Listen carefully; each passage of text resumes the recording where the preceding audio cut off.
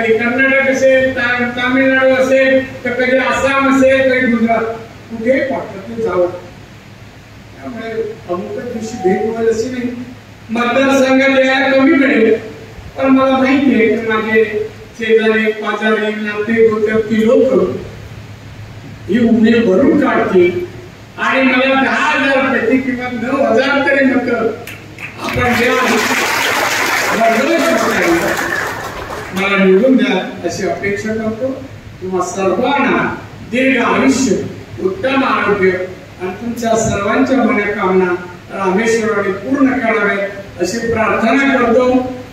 पत्रकारांसह आणि ते रजा घेतो. जय जय.